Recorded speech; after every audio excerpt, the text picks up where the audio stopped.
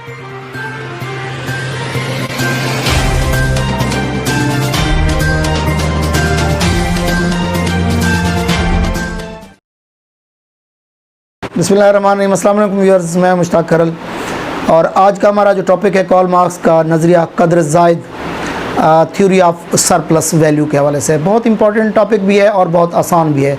इसको समझना भी इंतहाई आसान है। इसमें मैं थोड़े से पहले दो नज़रियात को देखना पड़ेंगे। एक मिस्टर एडम स्मिथ और दूसरा मिस्टर रिकार्डो के जो नज़रिए थे थ्योरी ऑफ लेबर वैल्यू, उनसे मुतासर होकर उन्होंने इस नज़रिए को पेश किया। इम्पॉर्टेंट इस हवाले से है कि इसमें दो फैक्टर्स आपको सामने रखने पड़ेंगे कि जो मज़दूर है, उस जो काम करता है, जो सरमायादार जो आपको ख़ाम माल फराहम करता है, उसके पास अमूमन सरमाया होता है।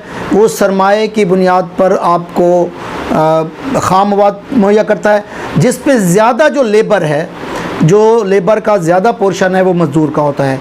लेकिन इसके मुकाबले में अगर देखा जाए, जब वो चीज़ तैयार हो जाती है, मार्केट में चली जाती है, तो उसकी जो सरप्लस वैल्यू है उसका बेनिफिट जो है वो सरमायादार को मिलता है। तो कार्ल मार्क्स इस बात के कतई ख़िलाफ़ थे। वो समझते थे कि जो असल उस पर लेबर है या जो उसका ज़्यादा हकदार है वो मज़दूर है जिसने उस चीज़ को प्रोड्यूस किया है। तो प्रोडक्शन ख़ाम मवाद से जब ओरिजिनल हालत में आती है तो उसमें जो सरमायादार और जो आजिर का मुनाफा है उसमें प्रोपोर्शन का बहुत बड़ा फ़र्क है।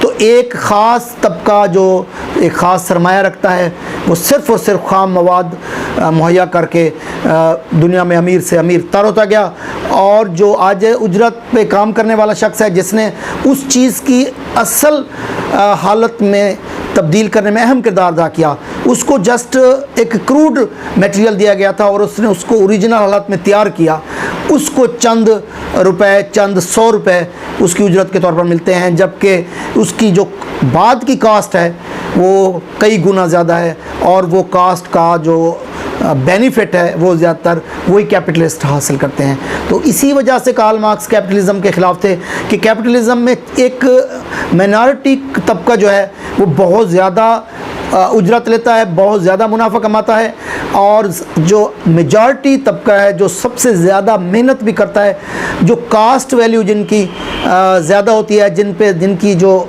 लेबर वैल्यू ज़्यादा होती है, उनको उसके मुकाबले में उजरत कम मिलती है। तो ये उनका थ्योरी ऑफ सरप्लस वैल्यू है। सरप्लस से मुराद यहाँ पर इजाफ़ी हो गया। तो जो इजाफ़ी मुनाफा होना चाहिए था कार्ल मार्क्स के नज़दीक वो डिस्ट्रीब्यूट होना चाहिए था वो लेबर के दरमियान, लेकिन ऐसा नहीं होता। लेबर को चंद प्रोपोर्शन में चंद रुपए मिलते हैं, बाकी जो बड़ा सरमाया है वो आपका जो सरमायादार तबका है वो ले जाता है। जिसकी आप एग्ज़ाम्पल ले सकते हैं कि अगर एक आज के दौर की बेहतरीन एग्ज़ाम्पल ये है कि जो आज का गन्ना काश्त करने वाला किसान है, उसको उसके फ़ी मन जो गन्ना है उसकी उजरत बामुश्किल 180 रुपये मिलती है। 180 रुपये में भी देखा जाता है कि बहुत सी उसमें कट जाती हैं चीज़ें, उसके अंदर उसकी 160 170 के दरमियान उसको वसूल होती है। और उसके बाद जो शुगर मिले हैं उनके अंदर जो लेबर काम कर रही होती है उनको भी देखा जाए तो दिहाड़ी जो है वो 500 से 1000 के दरमियान मिलती है।